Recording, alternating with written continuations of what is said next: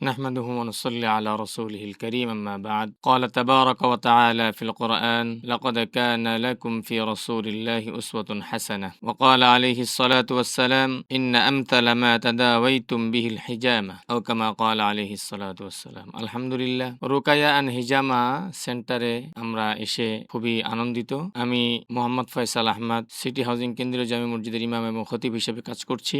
সেই সাথে আমার একটি প্রতিষ্ঠান রয়েছে তারবিয়াতুল কোরআন ওয়াস সুন্নাহ ইন্টারন্যাশনাল মাদ্রাসা। তা আমি আসলে হিজামার প্রতি আগ থেকেই দুর্বল ছিলাম, কারণ আল্লাহ তাআলা কোরআনে বলেছেন তোমাদের জন্য রয়েছে উত্তম আদর্শ, রসুলের রেখে যাওয়া উত্তম আদর্শ এটা তোমাদের জন্য রয়েছে।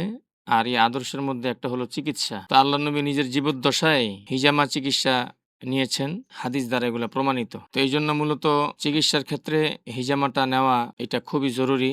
যদিও আমাদের এই দেশে হিজামা চিকিৎসাটা এই সুন্নতটা বিলুপ্তির পথে। আলহামদুলিল্লাহ আপনারা যারা উদ্যোগ নিয়েছেন আপনাদেরকে অসংখ্য ধন্যবাদ এবং মুবারকবাদ। হিজামার চিকিৎসার উপকারিতার কোনো শেষ নাই, যেহেতু স্বয়ং রসুল নিজে নিয়েছেন, সাহাবায়ে কেরাম নিয়েছেন। রসুলের হাদিস থেকে পাওয়া যায় রসুল যখন মেয়ারাজে যাচ্ছিলেন তখন ফেরেশতাদের জামাতের মধ্য থেকে একটি জামাত বলতেছিল যে আপনার উম্মতকে হিজামার নির্দেশ দেন, হিজামা। তো আলহামদুলিল্লাহ এখন আধুনিক চিকিৎসা এই পর্যায়ে আগাইছে যে হিজামাটাও আধুনিকতার সাথে মিল রেখে অত্যন্ত সুন্দরভাবেই এই চিকিৎসাটা তারা দিয়ে থাকেন। হিজামা রুকায়া অ্যান্ড হিজামা সেন্টার, এটা আমাদের বসিলা সিটি হাউজিং এর স্বপ্নের লিফটের 3-এ তাদের এই অফিস। তো আমি আসলে খুবই আনন্দিত এবং খুশি। এর আগেও আমি এখানে দিয়েছিলাম। তো এর আগে আমার অ্যালার্জির একটা প্রবলেম ছিল, সেটা আলহামদুলিল্লাহ দেওয়াতে অনেক কমেছে। তার জন্য আমি আবার এসেছি, সেই উপকারিতাটা আবার যেন আমি পুনরায় ফিরে পেতে পারি সেই জন্য। তো আপনারাও আসবেন, হাদিসের মধ্যে আসছে খালি পেটে 17, 19, 21 এই সমস্ত তারিখে যদি হিজামা নেওয়া হয় এটা খুবই উপকার।